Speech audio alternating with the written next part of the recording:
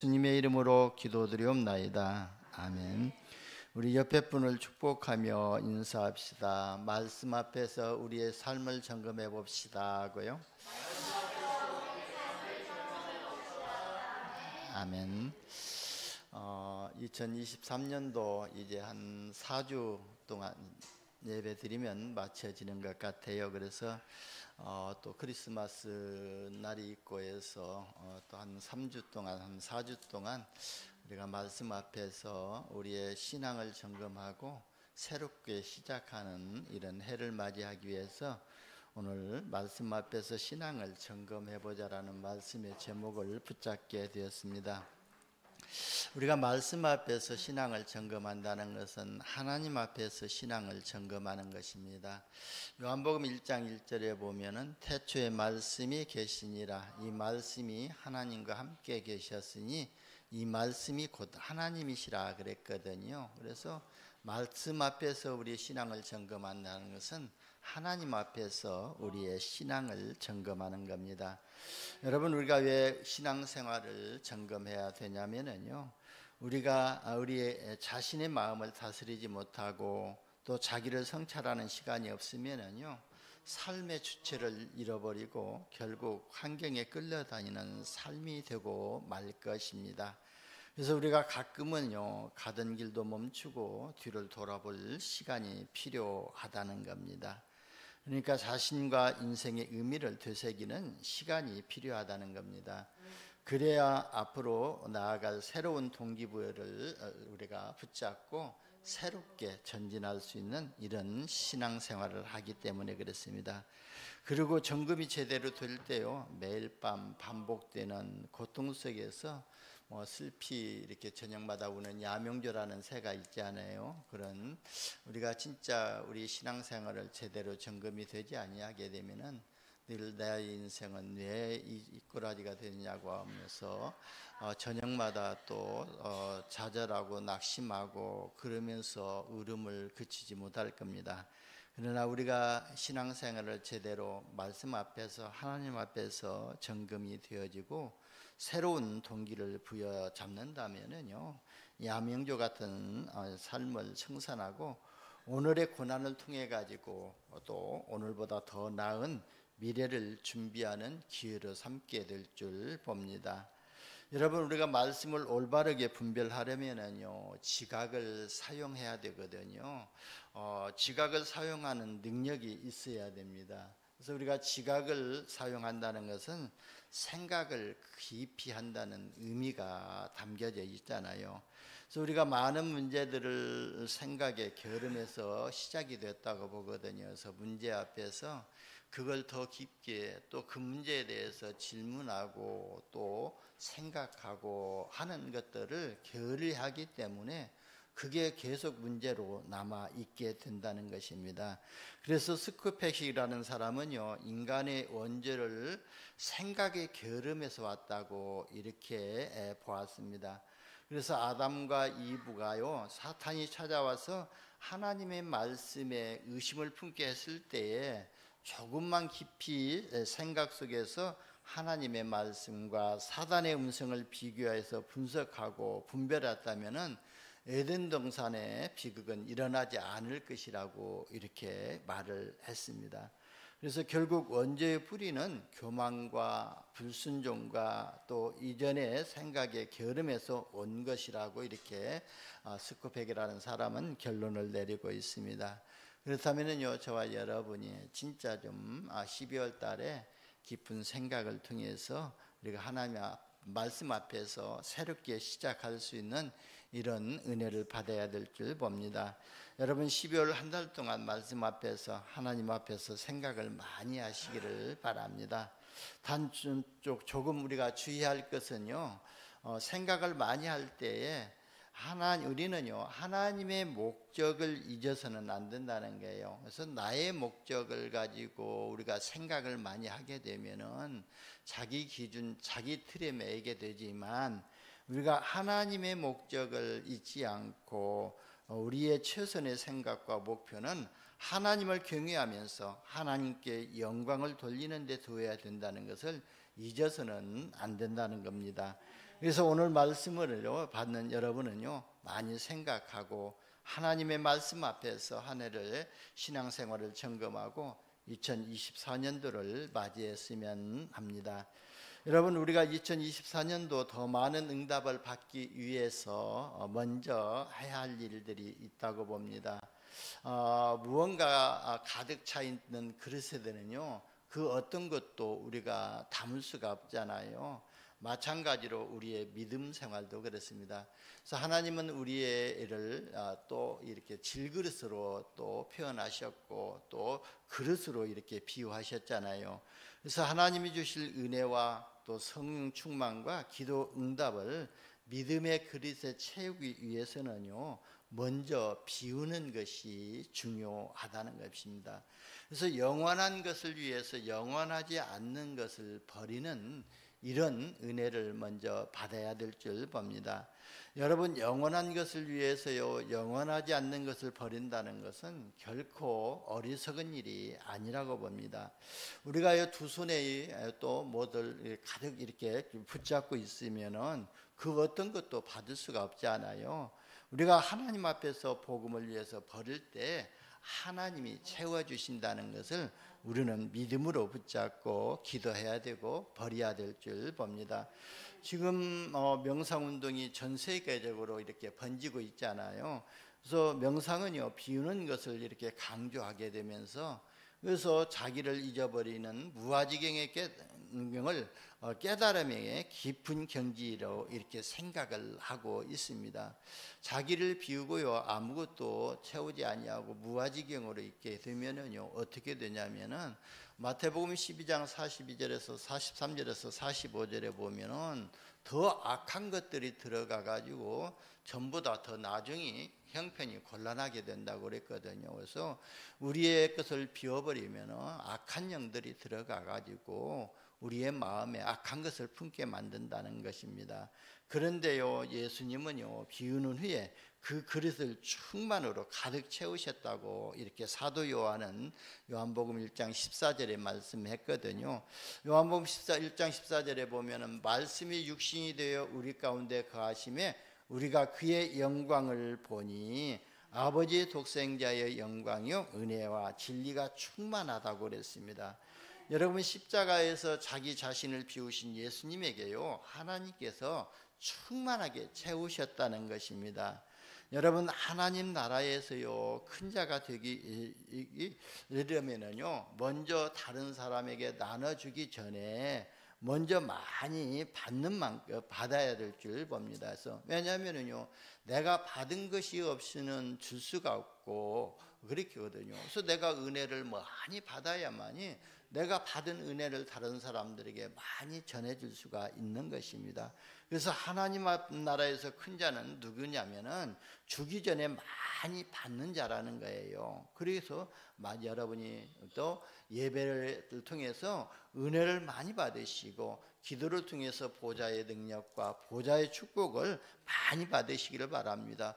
내가 받은 만큼 나눠줄 수가 있기 때문에 그렇습니다. 그래서 오늘 말씀을 받는 여러분이 은혜 충만, 진리 충만, 지혜 충만, 믿음 충만, 보좌의 축복으로 채워지시기를 예수님의 이름으로 축원합니다. 여러분, 우리가 모든 것을 충만하게 받기만 하고 나누어 주지 아니하면은요, 썩게 되거든요. 위에서 물이 내려오게 되고 채워놓고요, 그걸 비우지 아니하면 다른 데로 흘러내 보내지 아니하면 그 물이 썩는 것과 같은 또 이치로 말씀을 하는 것입니다. 그래서 저와 여러분은 하나님께 받은 은혜들을 다른 사람들에게 나눌 때에 성령의 역사가 일어나게 됩니다. 예수님이요, 하나님이 내려주신 그 은혜와 진리를 받아가지고 그것을 제자들에게 흘러보내는 일을 하셨잖아요. 3년 동안 제자들과 함께 다니시면서 하나님이 주신 은혜와 하나님이 주신 능력을 제자들 앞에 보이시고 또 흘러보냈던 것입니다. 그리고 제자들도 예수님께 받은 것을 또 다른 사람에게 흘러보내는 일을 했습니다. 이처럼 우리도요, 받은 은혜와 응답을 흘러보내는 영적인 플랫폼으로 또 영적인 망대로 영적인 안테나로 세워지시기를 예수님의 이름으로 축원합니다. 오늘 우리가 신앙을 점검하면서요, 본문 말씀에 나오는 바울의 신앙을 살펴보면서 이렇게 좀 우리의 신앙을 점검해 보았으면 합니다. 오늘 10절과 11절에 보면은요, 바울이 당한 핍박을 상기하면서 하나님께서 구원해 주신 것을 이렇게 감사하면서 간증하는 것을 볼 수가 있습니다. 그러면서 12절에서 15절에는요, 누구든지 그리스도 안에서 경건하게 살고자 하는 자는 핍박을 받게 될 것임을 이렇게 말하고 있거든요. 우리가 복음 전하고 진짜 하나님 앞에서 신실한 믿음 생활을 하려고 할 때에 또 이렇게 사단의 영을 받은 자들이 핍박을 할 것을 말하고 있습니다. 그럼에도 불구하고 성경의 진리 안에서 가라고 그랬습니다. 저와 여러분은 어떠한 핍박이 있다 할지라도, 고난이 있다 할지라도 그리스도 예수 안에서 있으라는 것입니다. 그래서요, 그리고 15절에서 17절에 보면은 성도가 성경의 진리 안에서 살아야 할 이유로서 모든 성경은 하나님의 감동으로 된 것으로 교훈과 책망과 바르게 함과 의로 교육하기에 유익하여 성도로 하여금 모든 선한 일을 행하는 데에 있어서 온전한 준비를 갖추게 해주고 결국 구원에 이르는 지혜를 이르게 함으로 성도들은 그 어떤 핍박에 닥치더라도 성경의 진리 안에 머물러야 된다는 것을 사도 바울이 오늘 본문을 통해서 우리에게 권면해주고 있는 것입니다. 그래서 우리는요, 오늘 본문을 통해서 또 심오한 영적인 진리를 깨달아야 될 줄 봅니다.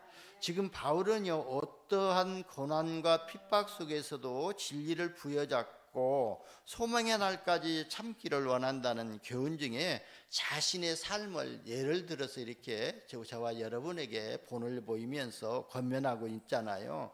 그래서 이것은 바울이 고자세로 모든 디모데를 가르치는 것이 아니고 그 제자들을 가르치는 것이 아니고 또 동기에서 비롯된 것이 아니라고 저는 보고 있거든요. 왜냐하면 바울이 고자세로 또 우리의 삶을 직접 또는 간접적으로 이렇게 본 사람들은 결코 바울의 신앙이 모범된다는 것을 부정할 수는 없는 것이거든요. 그래서 바울의 신앙의 모범을 우리가 본받기 위해서 바울은요, 이렇게 자기를 삶을 간증하고 있다고 볼 수가 있습니다. 그래서 바울은요, 입으로 사람들을 가르치는 고압적인 선생이 아니라 행동으로 가르치는 위험 있는 선생이요 지도자였다는 것을 우리는 본문을 통해서 이렇게 볼 수가 있습니다. 이러한 우리는요, 내 자신의 신앙도 이렇게 또 바로 세우지 못하면서 남의 신앙을 바로 세우려고 안간힘을 쓰고 있는 현실이라고 볼 수가 있거든요. 그래서 또 예수님께서도 말씀하셨지 않아요?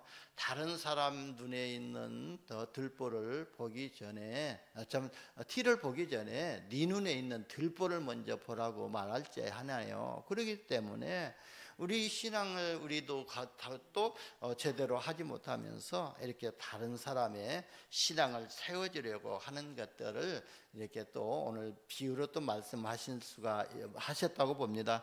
그래서 사도 바울은요, 고린도전서 4장 11절에 뭐라고 했냐면은 너희는 나를 본받는 자가 되라 그랬습니다. 그만치 사도 바울은요, 하나님 앞에서 또 말씀 앞에서 자기의 신앙생활이 본이 되었다는 것을 또 알고 있었던 것입니다.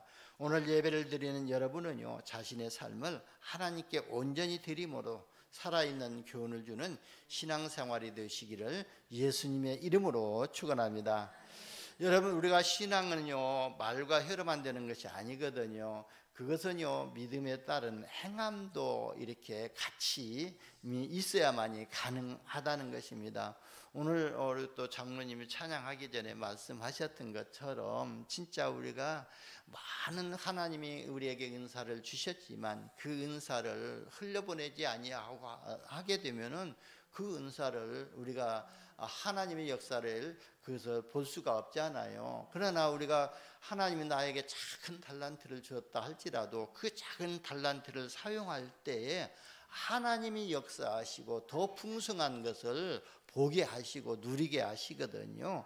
그런 것처럼요, 우리는요 이 사도 바울의 믿음을 보면서 우리도 사도 바울의 믿음의 본을 따라가야 될 줄 봅니다.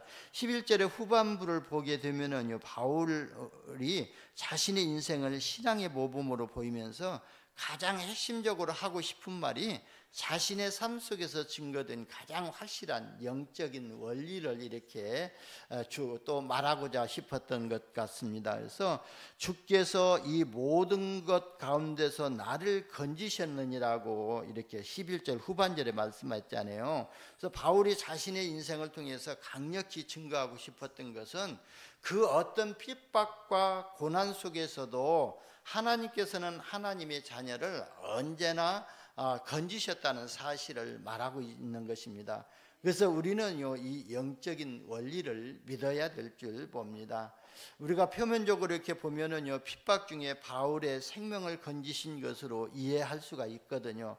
그런데 핍박 중에도 믿음을 잃지 않아야 한다는 본문의 전체를 우리가 흐름 속에서 좀 생각해 보면은요, 믿음을 빼앗아 가려고 하는 이 사탄의 혹독한 핍박 중에서도 믿음이 흔들림 없이 하나님께 건지셨다는 이런 영적인 의미를 가지고 본문을 우리가 해석할 때에 진짜 나를 구원하시기 위해서 또 하나님은 사탄의 권세 아래서 사탄이 가져다주는 시험 아래서 우리의 믿음을 지키시겠다는 하셨다는 것을 우리가 본문을 통해서 영적으로 이렇게 깨달아야 될 줄 봅니다.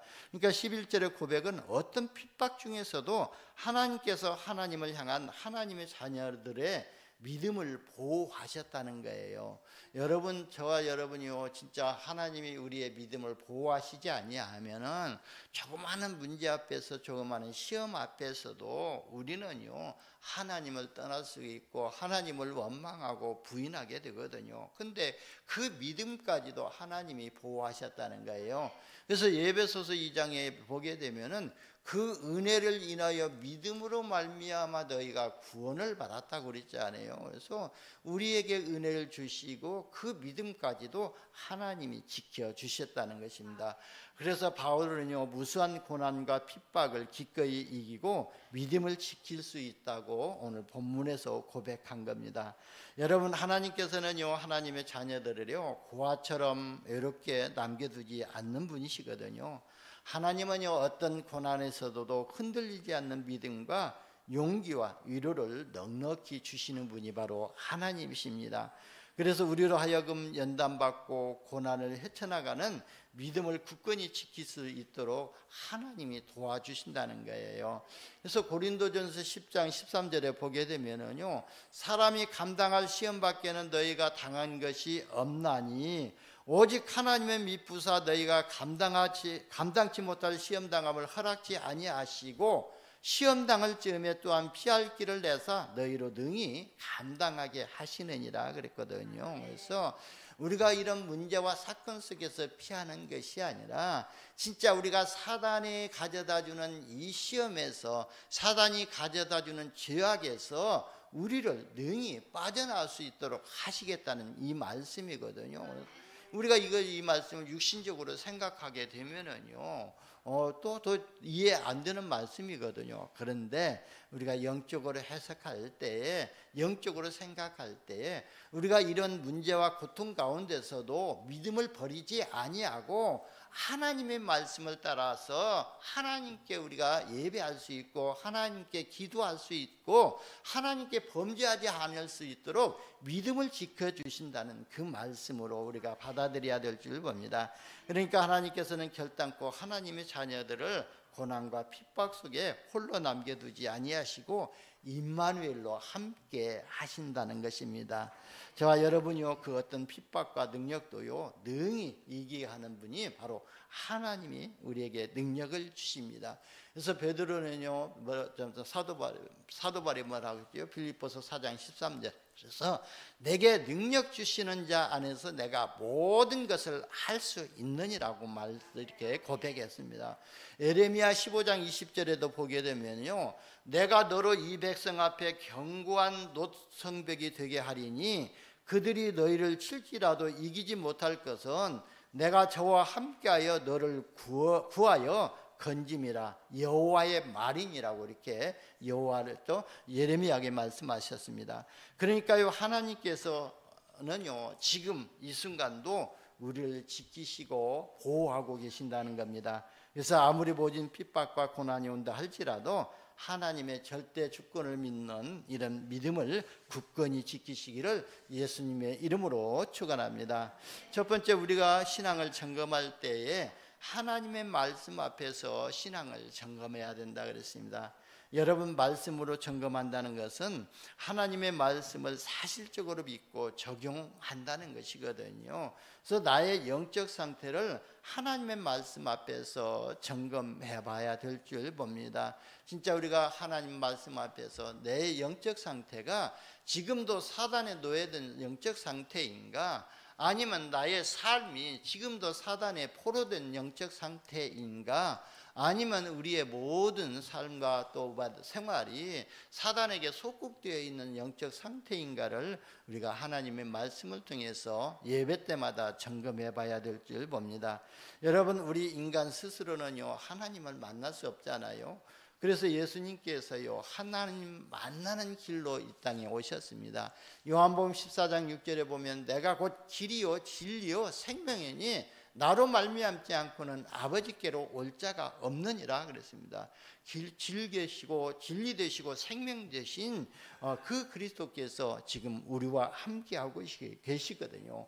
그리고 인간 스스로요 죄를 해결할 수 없고 죄에서 절대로 자유를 할 수가 없는데요, 예수님께서 저와 여러분의 죄 문제를 해결하시고 이 원죄 문제에서 우리를 자유케 하셨다는 거예요. 진리를 알지니 진리가 너희를 자유케 하리라 그랬거든요. 이 진리가 누구이시죠? 바로 예수님이 진리시거든요. 예수님이 십자가에서 저와 여러분의 모든 죄를 완전히 영원히 또 해결하셨다는 것입니다. 그리고요 우리는요 어떤 그 능력을 가지고는 사탄을 이길 수 있는 능력이 없거든요. 사탄의 권세를 꺾을 수가 없습니다. 그런데 예수님께서 십자가에서 다 사탄의 권세를 꺾으시고 죽음의 권세를 꺾으시고 3일 만에 부활하셨습니다. 그 주님께서 뭐라고 말씀하셨냐면 내가 다 이루었다 그랬습니다. 그런데 우리는요 예수님을 통해서 하나님을 만나려고 하지 아니하고 내 스스로 성결을 하려고 하고 또 내 능력으로 모든 시험에서 승리하려고 하고 있는 것이거든요. 우리는요 모든 문제 앞에서 하나님 앞에 내려놔야 될 줄 봅니다. 하나님 앞에 내려놔야 할 것이 뭐냐면은 내 생각을 내려놔야 되고 내 기준을 내려놔야 되고 내 과거 경험을 내려놔야 될 줄 봅니다. 그래야만이 하나님께서 역사하실 줄 봅니다.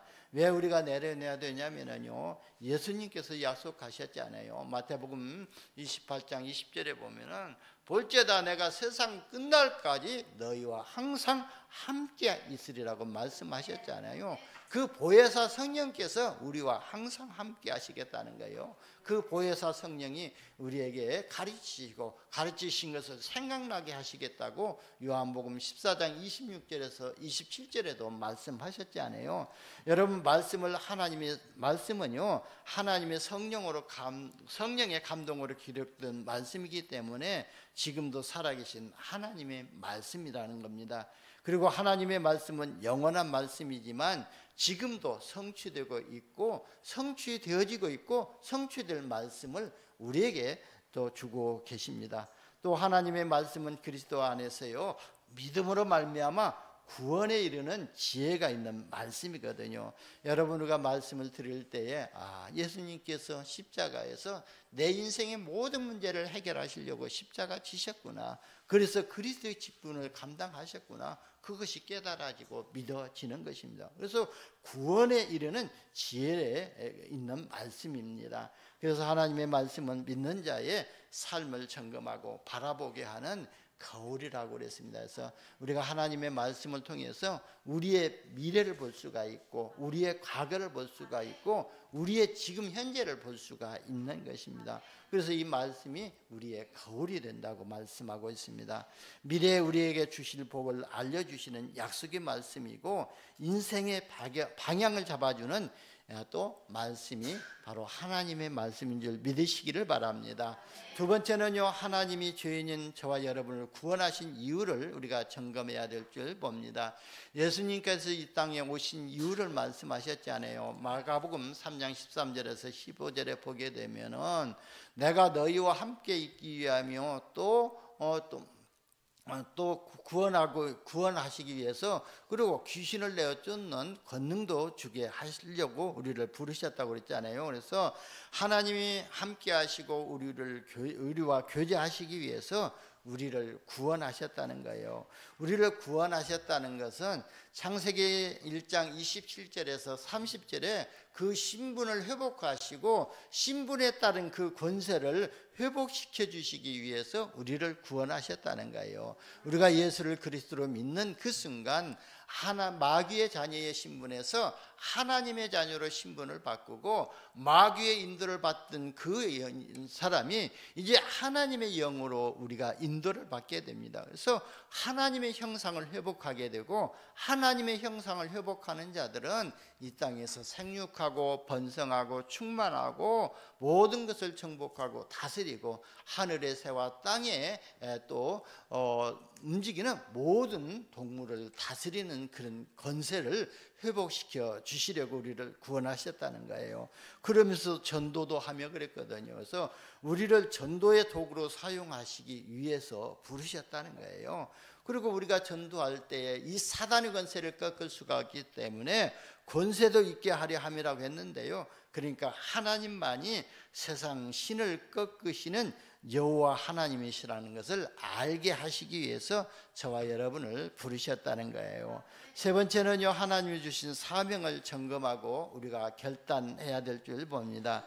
여러분, 복음 전파는요 하나님의 일이지만 하나님이 하시도록 내 속에서 복음으로 충만했는가를 우리가 점검해 봐야 될 줄 봅니다. 그래서 내가 갈라디아서 2장 20절에 보면 내가 십자가에서 그리스도와 함께 못 박혔나니 그랬거든요. 그래도 못 박았다면 내가 죽은 것이고 지금 이제 내가 사는 것은 내 안에서 그리스도께서 사신 것이라고 말씀하셨잖아요. 그러면요 우리가 그리스도가 나의 인생을 살아주시고 내가 그리스도의 인도를 받고 있는 삶을 살고 있는가, 하나님의 말씀 따라가고 있는가, 그걸 우리가 좀 점검해 봐야 될 줄 봅니다. 예수님께서 베드로를 부르시면서 나를 따라오라, 내가 너로 사람을 낚는 어부가 되게 하리라 그렇게 말씀하셨지 않아요? 그러면은 우리가 예수님을 따라갈 때에 사람 낚는 어부가 되고 사람 낚는 전도제자가 또 살리는 전도자로 응답을 받게 될 줄 봅니다. 그래서 복음 전파는 삶을 통해서 하게 되는 것이기 때문에 정말로 나의 삶이 갱신되어지고 있는가 좀 점검해 봐야 될 줄 봅니다. 작년이나 그 전에나 내 삶이 그대로 되어 있고 내 생각이 그대로 있다고 보면은요 나를 통해서는요 복음 전파가 또 문을 막을 수밖에 없기 때문에 내 삶이 갱신되어져야 된다는 거예요. 나의 기준이 무너져야 되고 나의 틀이 깨져야 된다는 거예요. 그래야만이 우리가 다른 사람들에게 복음을 본이 될 수가 있다는 거거든요. 그래서 오늘 또 사도 바울이 나를 본받으라 그러고 말씀했잖아요. 사도 바울은 전도자의 삶을 누가 보더라도 살았기 때문에 우리가 그런 사도 바울의 신앙을 본받아야 될 줄 봅니다. 그러기 위해서 나를 늘 갱신시키는 이런 은혜를 받아야 될 줄 봅니다. 그리고 복음 전파를 위해서 관계 회복과 만남의 축복을 우리가 좀 생각해 봐야 될 줄 봅니다. 우리가 진짜 상처 준 사람의 상처를 이렇게 내게 상처 준 사람이 있다면은 진짜 내가 그 사람을 용서할 수 있는 이런 마음과 이런 복음의 은혜를 우리가 먼저 받아야 될 줄 봅니다. 복음 전파를 위해서 관계 회복과 만남을 계속 생각하면서 내가 조금 양보하고 내가 조금 그걸 넘어설 수 있는 이런 은혜를 우리가 받아야 될 줄 봅니다. 인간은요 유한한 존재이기 때문에 한계가 오거든요. 우리가 늘 참고 견디고 초월한다고 하지만 때에 따라서는 한번 폭발할 때도 있거든요. 그 폭발할 때에 진짜 내가 복음 앞에서 다시 한번 생각해보는 이런 나를 점검해봐야 될 줄 봅니다. 그리고요 또 복음 때문에 내가 치유되었는가 이렇게 좀 생각을 해봐야 될 줄 봅니다. 상처 준 사람을 중심에서 용서하고 있는가. 여러분 상처의 치유의 최고의 약은 뭐지요? 바로 용서하는 것이거든요. 그래서 내가 받은 상처를 또 나에게 상처를 준 사람을 복음 앞에서 용서하는 것이 나의 상처 치유도 되어지는 거거든요. 그래서 용서의 약을 마음 중심으로 먹고 진정으로 치유되시기를 예수님의 이름으로 축원합니다. 결론입니다. 하나님의 말씀을 받으면요 말씀으로 진단하고 결단하는 것이 중요하다고 봅니다. 그래서 우리가 예배 때마다 한 가지만 결단하고 기도하시기를 바랍니다. 결단이라는 것은요 그 어떤 것을 선택하기로 완전히 결정했다는 것 아닙니까? 그래서 결단했다는 말은 지금까지 해왔던 것이 오늘 말씀을 듣고 보니까 잘못되었음을 발견하고 이제는 이 일을 지속하는 것이 아니라 새로운 것을 선택하기로 결정했다는 것이 또 결단했다는 것이거든요. 여러분 오늘 선택이 여러분의 미래를 좌우하게 됩니다. 그렇다면 오늘 선택을 무엇으로 하시겠습니까? 우리는 그 앞에서 새롭게 결단하시기를 바랍니다. 오늘의 선택을 잘 하시고 여러분이 가는 곳마다 복음운동과 말씀운동을 통해서 하나님 나라를 확장하는 새 망대로 세워지시기를 예수님의 이름으로 축원합니다. 기도합니다. 하나님 감사합니다. 2023년 4년도를 맞이하면서 하나님 앞에서 우리의 신앙을 점검하고 새롭게 결단할 수 있도록 인도하여 주시니 감사합니다. 모든 성도님들이 하나님 앞에서 복음 앞에서 결단하고 2024년도 하나님이 주실 풍성한 은혜를 받는 믿음의 그릇으로 세워지게 하여 주옵소서. 우리 구주 예수님의 이름으로 기도드리옵나이다. 아멘.